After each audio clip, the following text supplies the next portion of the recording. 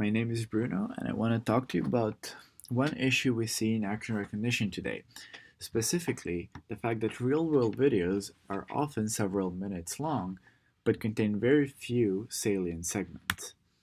Traditional action recognition systems apply costly clip classifiers in form of 3D CNNs over the entire video and averaging the classifier predictions over all clips.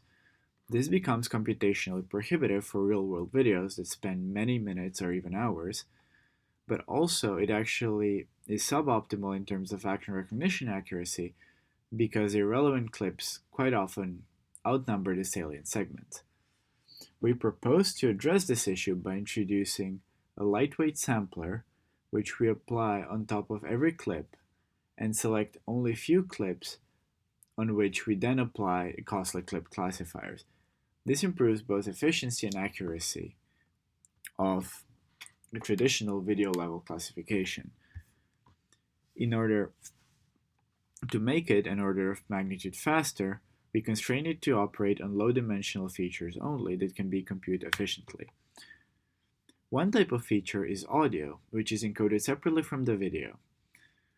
The audio SCSampler first computes a MEL spectrogram, which is an image-like representation of a 2-second clip, and then feeds it through a traditional CNN such as VGG to obtain a final clip classification score.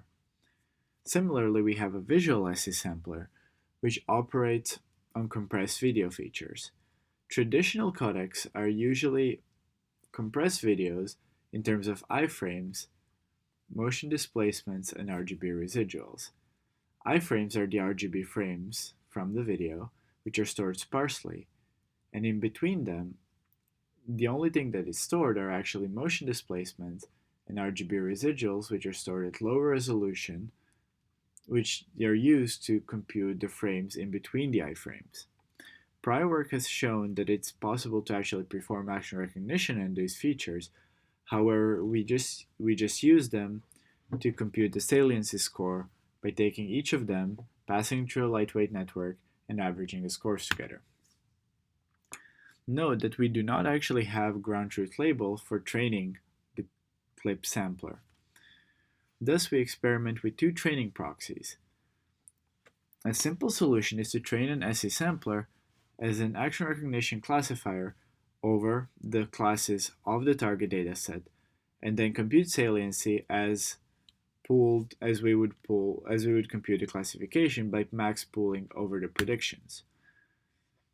We also experimented with a ranking loss that trains SCSampler to rank higher clips that are classified with more confidence by the clip classifier. This procedure involves generating the pseudo ground truth of ranking labels based on the predictions of the costly clip classifier. We found the losses to perform similarly, although visual SCSampler does a little bit better under action classification loss, and the audio SCSampler performs better under the ranking loss. In our poster and supplementary material, we actually have more oblations on why this might be. To evaluate our design choices, we experiment on a subset of sports 1 million we call minisport. We found that over a traditional way of sampling clips, by either taking all clips, which is often called dense evaluation, or randomly or uniformly sampling, SCSampler does 15% better and speeds up the inference significantly.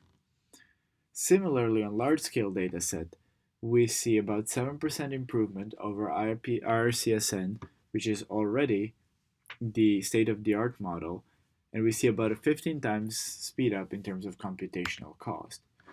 Even on Kinetics, which is in principle dataset where we shouldn't see much improvement, we see consistent, albeit marginal improvement in terms of accuracy. Thank you very much for your attention. You can find these slides, poster, some qualitative examples on the project page or in the supplementary material on the paper. Thank you very much for your attention.